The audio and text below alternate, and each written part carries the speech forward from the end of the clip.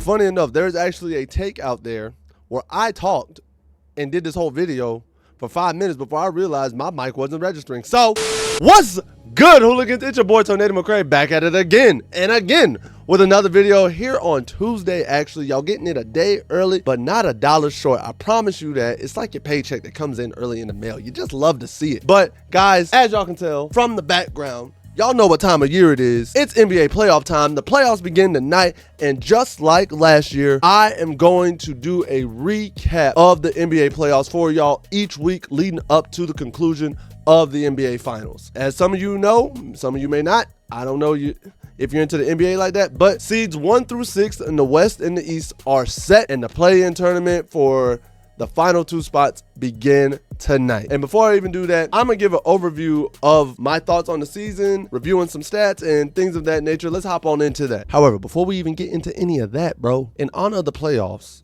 in honor of the NBA, in honor of me, I'm asking, go ahead and hit that like button right down there, that like and subscribe button. I greatly appreciate it. It would help me. And also, I'm actually need y'all help. I'm trying to get famous enough to attend and play in the NBA Celebrity All-Star Game next year. That is a goal I would like to set for 2025. So if y'all can help me get there by liking and sharing these videos and whatnot, I greatly appreciate it. Please. Thank you. So, as I was saying, we're gonna do a quick overview of the season. And the first thing I want to talk about is our league leaders. Points per game leader and this year's scoring champ, that one and only great white hope from Slovenia, Luka Doncic, coming in at 33.9, 34 points a game. That boy just good. I don't care what you say. That boy Luke is something else. Next, our leader in assists per game this year was the one and only Tyrese Halliburton from my Indiana Pacers, baby. Hey, coming in at 10.7 assists, damn near 11 assists per game, leading our Indiana offense. Tyrese, thank you, bro. I'm happy to see you just show up and show out and prove all the naysayers who say you aren't worthy of being an all-star, proving them wrong. Following that, rebounds per game was actually led by the former Indiana Pacer and current Sacramento King, Domantas Sabonis, coming in at 13.7 rebounds a game this year. Damn near 14 rebounds, Sabonis? You angry like that, boy. Okay.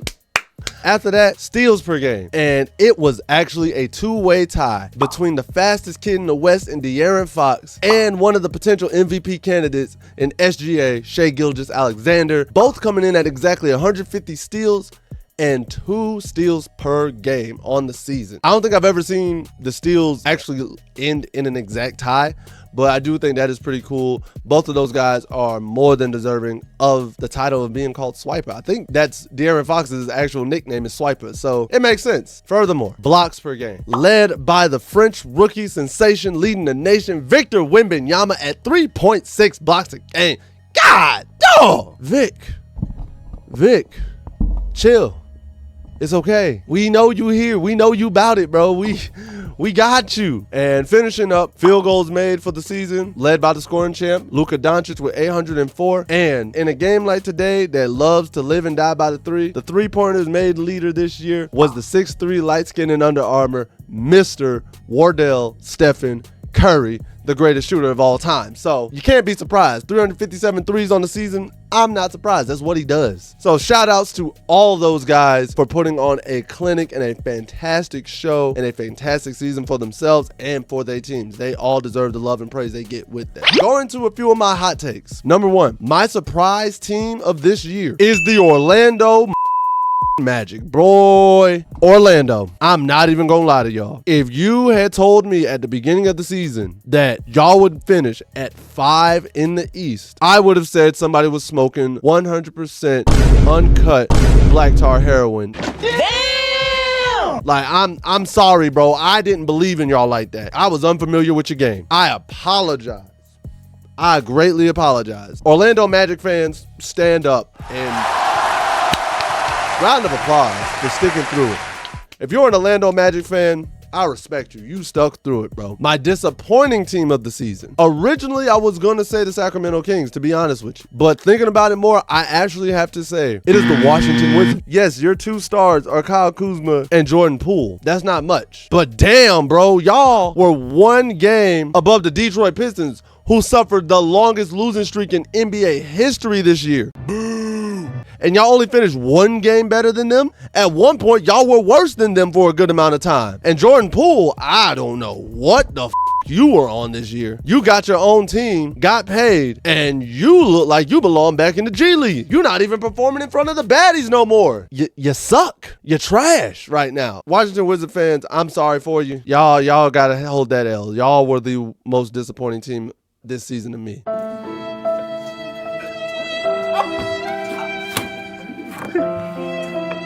Wembanyama's rookie year expectations. Did he exceed? Was he on par? Or did he perform below standards? For me, Wembanyama exceeded my expectations. I didn't go in hyping him up as much as everybody. I was more of a wait and see type of person. So I gave him like an average rookie floor. I expected him to be around a 15-8, 15-10, 12-10 type of guy. He finished as a 20-10. The man exceeded my expectations. So Wemby, as long as you stay healthy, bro, I foresee you having a great career, a long career, and I'm excited to see it. And if we're being truthful, I think you also deserve Defensive Player of the Year.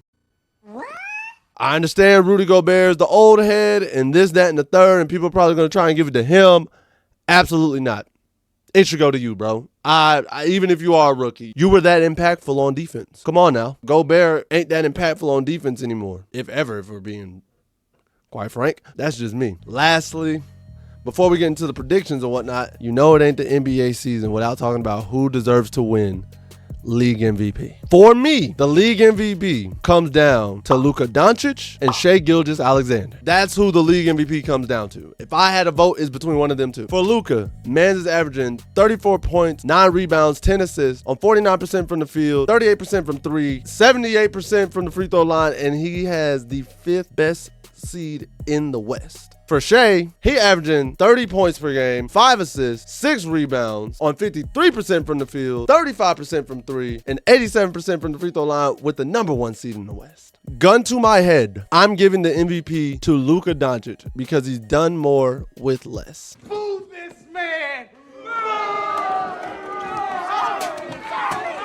And what I mean by that is outside of Kyrie Irving and Jalen Brunson, but they got rid of him, who has Luka really had around him to flourish and carry and things like that? He hasn't really had anybody. He hasn't really had a solidified core that works. Shai's had that core for a little while now. I want to say 2 to 3 seasons. They built up together. They've developed and grown and understood the game together as a core. But Shai has also kicked his game up another level and carried the team on his back and said, I got to step my game up, which has led him to leading them to the #1 seed in the East. So I can't fault him for that. If you make the case and say Shai deserves it over Luka and it's because he got him to the #1 seed in the West, I'm not going to be mad at that argument. Those of you who believe Jokic should win MVP, statistically, I could agree with that. But let's be honest. Jokic isn't going to win his 3rd MVP because of voter fatigue, how nonchalant he is in his game, and then there are these NBA heads who are pushing the narrative that Jokic is the worst league MVP in NBA history or in the last 40 years. Yeah, I'm talking about you, Gilbert Arenas. And saying that giving him a 3rd MVP puts him in that GOAT conversation of like, oh, he's the best of all time. It's like, nope, he's just been the best player out there. There's outside of Joel Embiid, you can't tell me there's a big out there that can stop him or at least go toe-to-toe with him. Can't tell me it's Anthony Davis. We've seen that. It ain't Nurkic. It ain't Miles Turner. It ain't Sabonis. It ain't Porzingis. It ain't DeAndre Ayton. It ain't Zion right now. And y'all don't count Giannis as a big. It ain't Julius Randle. So y'all tell me, who's stopping him? So that's the only reason why he's not going to get it. However, I wouldn't be mad if he ended up getting it though. Now, let's move on to these predictions. I've been talking enough as it is. Let's slide on over. My play-in predictions. First of all, let's look at how the playoff brackets are set up. We see it. We see the playoff brackets. We see how they're looking. The Lakers beating New Orleans for the 7th seed. Then Golden State beating Sacramento and New Orleans for the 8th seed in the West. Matchup-wise, I think it would behoove the Lakers to actually intentionally lose to avoid the Nuggets and get the young Thunder and try to beat Golden State for that 8th seed. But then you're putting yourself in a position where you're losing momentum by losing a game.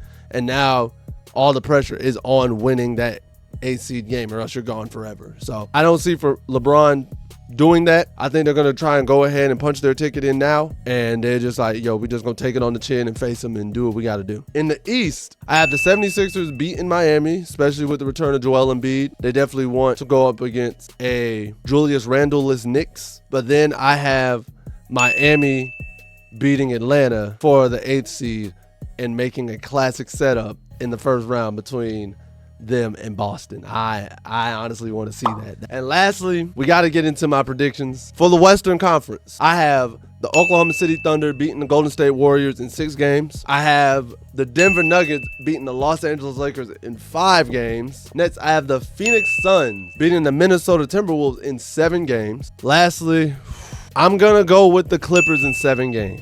Over in the East, I actually have the Boston Celtics beating the Miami Heat in 7 games. I have Philadelphia knocking out the New York Knicks in 6. With Giannis's injury, I actually have my Indiana Pacers knocking out the Milwaukee Bucks in 6. And lastly, I'm actually going to take the Orlando Magic over the Cleveland Cavaliers in 7 games. Orlando, y'all about to make me a believer or not? But at the end of the day, guys, if you enjoyed this video, please make sure to like, share, subscribe, and hit that notification bell at the bottom because you know it helps my algorithm as your auntie's favorite neighbor. Just gotta know when I'm putting out these videos. Next, let's continue on this road to 500 subscribers. I thank each and every one of y'all. And again, I'm trying to get to the NBA Celebrity All-Star Game next year. I want to play in that. So the more subscribers y'all help me get, the likelihood it increases. I think that'd be really cool. Help, please. Lastly, comment y'all predictions for the playoffs starting tonight. Let me know who y'all got winning the first round, who y'all got winning the play-in. And at the end of the day, guys, what do I know? I'm just a skinny brother with 2 tats. Peace. Much love to all of you. I'm out.